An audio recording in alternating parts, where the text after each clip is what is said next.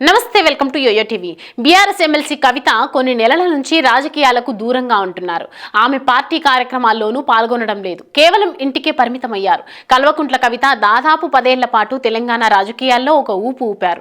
తొలిసారి ఎంపీగా గెలిచిన కవిత తర్వాత జరిగిన ఎన్నికల్లో ఓటమి పాలైన బీఆర్ఎస్ అధినేత ఆమెకు ఎమ్మెల్సీ పదవిని కట్టబెట్టారు. దీంతో కల్వకుంట్ల కవిత తెలంగాణ రాజకీయాల్లో చురుగ్గా పాల్గొంటారని అందరూ అంచనా వేశారు. కల్వకుంట్ల కుటుంబంలో కవితకు ఒక ప్రత్యేక స్థానం ఉంది. తెలంగాణ ఉద్యమం నుంచి కల్వకుంట్ల కవిత తన తండ్రి కేసీఆర్ కు చేదోడు వాదోడుగా ఉంటున్నారు.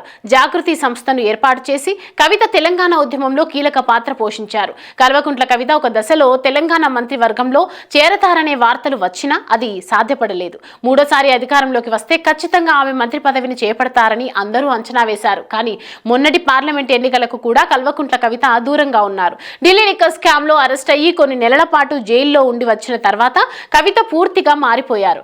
కల్వకుంట్ల కవితను ఢిల్లీ లిక్కర్ స్కామ్ కేసులో ఈడీ సిబిఐ అధికారులు అరెస్టు చేశారు. తిహార్ జైల్లో ఆమె కొన్ని నెలల పాటు ఉన్నారు. చివరకు ఈ ఏడాది ఆగస్టు నెలలో ఆమెకు బెయిల్ లభించింది. బెయిల్ లభించినప్పుడు కూడా బయటకు వచ్చిన కల్వకుంట్ల కవిత తన మద్దతుదారులతో తనను అన్యాయంగా అరెస్టు చేసిన బీజేపీపై పోరాటం చేస్తానని జైలు బయట ప్రకటించారు. అయితే జైలు నుంచి బెయిల్ పై వచ్చిన తర్వాత కొంతకాలం విశ్రాంతి తీసుకుంటానని ప్రకటించారు. తన తండ్రి కేసీఆర్ ఫామ్ హౌస్ కు వెళ్లి 10 రోజుల పాటు రెస్ట్ తీసుకున్నారు. అయితే జైల్లో ఉన్నందున కల్వకుంట్ల కవిత ఆరోగ్యం కొంత క్షీణించిందనే వార్తలు వచ్చాయి.